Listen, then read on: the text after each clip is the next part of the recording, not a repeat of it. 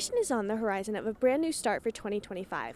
With a brand new president, many are wondering what government programs and facilities are going to look like come the new year.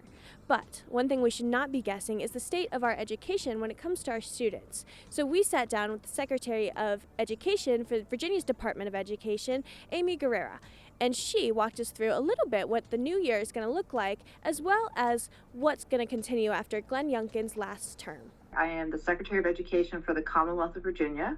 That's an amazing, amazing job. It's my dream job that I get to do every day. And it is wonderful because it oversees education throughout the Commonwealth from early childhood, K-12, 2-year and 4-year schools, as well as a group of everything from the Virginia School for the Deaf and the Blind to our historic institutions such as Jamestown, Yorktown, and Gunston Hall, but also our phenomenal museums like the Virginia Museum of Fine Arts, the Natural History Museum, the Science Museum, the Frontier Museum. So it's this incredible collection of education institutions of all sorts, whether they be colleges, whether they be the Department of Education, or whether they be a museum. And I just love that because to me, education is the most important thing that we can do to make Virginia vibrant. So one of the things that the governor initiated 2 years ago, a year and a half ago at this point, last September, so a year and 4 months ago, was the All in Virginia. And it was to address three things that were just made so clear and exacerbated by the pandemic. One, it was talking about literacy and building on what the Virginia Literacy Act said, which was really teaching the science of learning, of reading, and making sure that we reset expectations around literacy and that we retrain our teachers. We change how they're prepared before they go into the profession, but also providing coaching and using new materials for current teachers. We also made sure we focused on chronic absenteeism. We knew that we had over 1 in 5 of our students were not in school 10% of the time during the year. And we know that when students are in school, they're not learning. And so that was a huge deal. And then the third piece was looking at funding intensive tutoring, because what the research was telling us and what we knew from Tom Kane's great work up at Harvard with his research center is that the most reliable way to address learning loss was to have small intensive groups or one-on-one tutoring in math and reading. And so the governor, working in partnership with the General Assembly, set aside $418 million that were to go out to all school divisions. So every school division in the Commonwealth received a portion of this.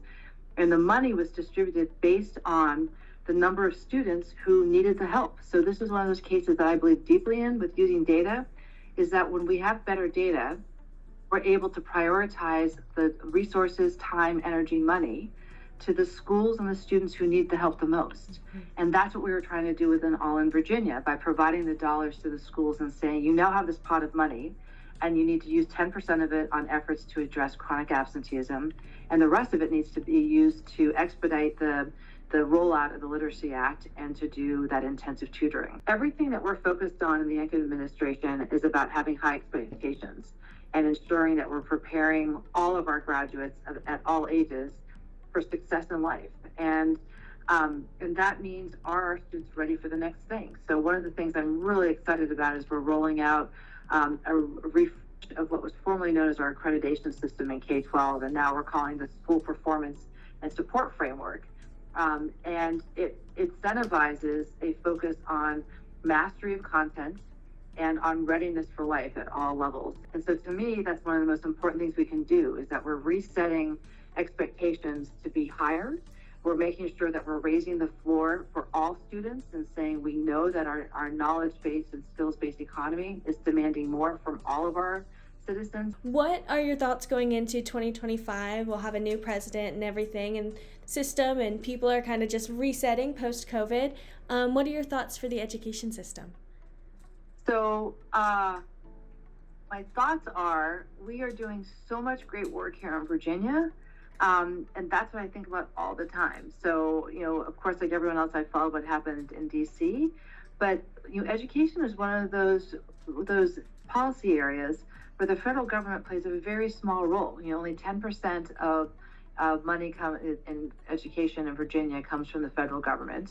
It really is a state-controlled effort. And so that's part of the reasons why working in this job is so much fun, is that there's so much opportunity to shape what happens. And so what I'm most excited about for coming up is one, implementing, starting in January 1st, our bell-to-bell cell phone free education policy, which I think has the opportunity to just change education. And I think the combination of those two pieces will have an incredibly positive impact on education. And Virginia is the key to success, and that we all do better when we work together to make sure that every child has every opportunity to be prepared to fulfill their dreams. And to do that, it's about having high expectations, and then meeting every student where he or she is, and getting them what they need to be successful. The All-In plan is specific to Virginia, yet with its success rates, we might see it become the new high standard for students everywhere. But with Glenn Youngkin's last term, we will see what's to come. Thank you for joining us at the New River Valley Newsfeed.